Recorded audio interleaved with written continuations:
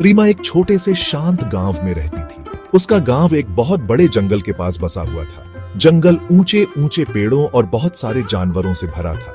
रीमा एक छोटी लड़की थी, पर वो बहुत बहादुर थी। वो अपने गांव के दूसरे बच्चों जैसी नहीं थी। उसे जंगल की गहरी परछाइयों से डर नहीं लगता था। असल में रीमा को वो रहस्यमयी जंगल बहुत पसंद था। उसे उसके जंगलीपन से एक खास जुड़ाव महसूस होता था। रीमा जंगल के कई राज जानती थी। वो अक्सर उसके हरे भरे पत्तों वाले किनारों पर घूमती थी। उसने वहां उगने वाले अलग अलग पौधों के बारे में सीखा। उसने जानवरों और उनकी आवाजों के बारे में भी सीखा। उसके मम्मी पापा ने उसे हमेशा सावधान रहना सिखाया था, पर उन्होंने उसे मजबूत और निडर रहना भी सिखाया था। वो जानते थे कि जंगल एक अच्छा दोस्त हो सकता है, पर कभी कभी वो एक बड़ा खतरा भी बन सकता है। रीमा के गांव में जिंदगी बहुत सीधी सादी थी। लोग मेहनती थे और एक दूसरे के साथ प्यार से रहते थे। वो हर रोज प्रकृति के बहुत करीब रहते थे। जंगल उन्हें आग जलाने के लिए लकड़ी देता था। वो उन्हें खाने के लिए फल और जड़ी बूटियां भी देता था। पर सबको पता था कि जंगल में अपने खतरे भी हैं। जंगली जानवर उसके हरे भरे दिल के अंदर रहते थे। इसलिए गांव वाले हमेशा जंगल का बहुत सम्मान करते थे। एक सुबह जब सूरज तेज और गर्म चमक रहा था, चिड़ियों के मीठे गाने साफ हवा में गूंज रहे थे। छोटे बच्चे हंस रहे थे और अपने खेल खेल रहे थे। गांव में सब कुछ शांत और खुश लग रहा था। रीमा अपनी मम्मी की रोज के कामों में मदद कर रही थी, पर उसके ख्याल अक्सर पास वाले जंगल की तरफ चले जाते थे। उसे उसके शांत रास्ते और ऊंचे हरे पेड़ बहुत पसंद थे। ये शांति जल्द ही चिंता में बदलने वाली थी। तारा गांव में एक बहुत छोटी सी लड़की थी। वो सिर्फ 5 साल की थी और बहुत चंचल थी। तारा को दिन भर रंग बिरंगी तितलियों के पीछे भागना बहुत पसंद था। एक दिन धूप वाली दोपहर में तारा अपने घर के पास खेल रही थी। उसकी मम्मी उनकी छोटी सी झोपड़ी के अंदर काम में लगी हुई थी। अचानक तारा ने एक बहुत ही सुंदर तितली देखी। उसके बड़े बड़े पंख चमकीले नीले रंग के थे। उसने ऐसी तितली पहले कभी नहीं देखी थी। वो प्यारी सी तितली इधर उधर उड़ रही थी। फिर वो धीरे धीरे बड़े जंगल की तरफ उड़ने लगी। तारा उस प्यारी तितली को पकड़ना चाहती थी। वो अपनी मम्मी की जरूरी चेतावनी भूल गई। उसकी मम्मी हमेशा कहती थी, अकेले जंगल में मत जाना। पर तारा खुशी से हंसती हुई तितली के पीछे भागी।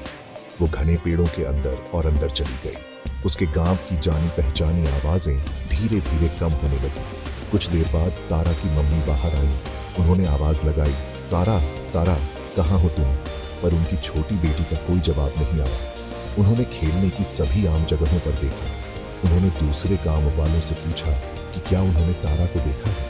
किसी ने भी उस छोटी लड़की को कुछ देर से नहीं देखा। डर की एक ठंडी सी लहर फैलने लगी। सूरज डूबने लगा और आसमान नारंगी रंग का हो गया। जल्द ही सारे गांव वाले इकट्ठे हो गए।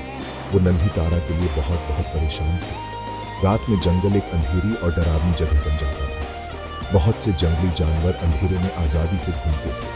तारा इतनी छोटी थी और वहां बिल्कुल अकेली थी। वो अकेले रात कैसे गुजारेगी? सबको बहुत लाचारी और डर महसूस हो रहा था। आदमियों ने किनारे के पास ढूंढा, पर अंधेरे ने उन्हें रोक दिया। रीमा ने तारा के गायब होने की दुखद खबर सुनी। उस खोई हुई छोटी लड़की के लिए उसका दिल भारी हो गया। उसने हर गांव वाले की आंखों में डर देखा। रीमा जंगल को किसी और से बेहतर जानती थी। उसे अंधेरे चुपचाप खड़े पेड़ों से डर नहीं लगता था। वो जानती थी कि उसे मदद करने के लिए कुछ करना होगा। वो बस खड़ी रहकर इंतजार नहीं कर सकती थी। उसने फैसला किया कि वो जाएगी और तारा को ढूंढेगी। रीमा अपने मम्मी पापा के पास गई और उन्हें अपना प्लान बताया। मैं जंगल में जाकर तारा को ढूंढूंगी, उसने कहा। उसके मम्मी और पापा उसके लिए बहुत फिक्रमंद थे। रात में जंगल सचमुच एक खतरनाक जगह थी, पर वो ये भी जानते थे कि रीमा बहुत ही ज्यादा बहादुर और समझदार है। उन्होंने उसकी आंखों में एक मजबूत इरादा चमकता हुआ देखा, तो उन्होंने उसे उसके सफर के लिए अपना आशीर्वाद दिया। उसके पापा ने उसे एक मजबूत टिकाऊ लाठी भी दी। रीमा बहादुरी से अंधेरे शांत जंगल में घुस गई। चांद घने भूरे बादलों के पीछे छिपा हुआ था। ऊंचे पेड़ परछाई वाले देखते हुए दैत्यों जैसे लग रहे थे। अजीब सरसराहट और आवाजें उसके चारों ओर से आ रही थी। रीमा ने अपनी लकड़ी की लाठी को कसकर अपने हाथ में पकड़ रखा था। वो अपने जरूरी मिशन पर पूरी तरह फोकस्ड थी। वो सिर्फ नन्ही तारा को सुरक्षित ढूंढने के बारे में सोच रही थी। वो जानती थी कि उसे तेज और सावधान रहना होगा। रीमा की आंखें धीमी रोशनी में ध्यान से ढूंढ रही थी। वो कोई भी छोटा सा निशान, कोई भी छोटा सा सुराग ढूंढ रही थी। जल्द ही उसने नरम गीली मिट्टी पर छोटे छोटे पैरों के निशान देखे। वो जानती थी कि ये पैरों के निशान तारा के ही होंगे। फिर उसने एक चमकीले लाल रिबन का छोटा सा टुकड़ा देखा। वो पास की एक कांटेदार झाड़ी में फंसा हुआ था। रीमा जानती थी कि तारा अपने बालों में लाल रिबन लगाती है। रीमा के दिल में उम्मीद की एक छोटी सी लौ जलने लगी। रीमा सुरागों का पीछा करते हुए जंगल में और अंदर चली गई। कुछ देर बाद उसे एक बहुत हल्की सी आवाज सुनाई दी। ऐसा लग रहा था जैसे कोई छोटा बच्चा धीरे धीरे रो रहा हो। वो चुपचाप और सावधानी से आवाज की तरफ बढ़ी। रोने की आवाज थोड़ी और तेज हो गई। फिर पेड़ों के बीच से उसने उसे देखा। नन्ही तारा एक बहुत बड़े पेड़ के नीचे बैठी थी। वो रो रही थी, डरी हुई लग रही थी और उसे बहुत ठंड लग रही थी। रीमा तेजी से तारा के पास दौड़ी। तारा, अब चिंता मत करो, मैं यहां हूं, रीमा ने धीरे से कहा। तारा ने ऊपर देखा और रीमा का प्यारा सा चेहरा देखा। उसे देखकर वो बहुत खुश हुई और उसे चैन मिला। तारा उछलकर रीमा से कसकर लिपट गई। अचानक उन्हें पास में ही एक जोरदार डरावनी दहाड़ सुनाई दी। वो एक बड़ा जानवर था जो अंधेरे में छिपा हुआ था।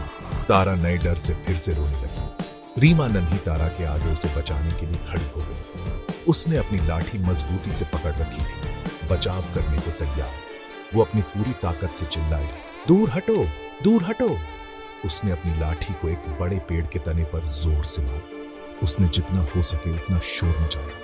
उस अनदेखे जानवर ने एक बार फिर गुर्राया, इस बार और पास से। पर रीमा ने कोई डर नहीं दिखाया। कुछ तनाव भरे पलों के बाद सरसराहट की आवाजें गायब हो गई। रीमा ने तारा को शांत किया, जो अभी भी कांपने लगी। जानवर चला गया है, तुम सुरक्षित हो, उसका खुशबसा करता है। उसने तारा को छोटा सा हाथ अपने हाथ में लिया। साथ में उन्होंने वापस लंबा सफर शुरू किया। अंधेरे पेड़ों के बीच से आखिर तारा ने हल्की रोशनी दिखाई। हल्की तारा हल्की रोशनी दिखाई। सारा परिवार इंतजार कर रहा था। उनके दिल उम्मीद से भर गए। जब रीमा ने तारा को देखा तो वो बहुत खुशी से चिल्लाई। तारा रीमा को अपनी बेटी से बोल रही, आंसू बह रहे थे।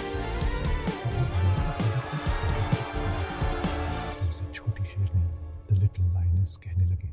रीमा मुस्कुराई। वो बस खुश थी कि तारा सुरक्षित है।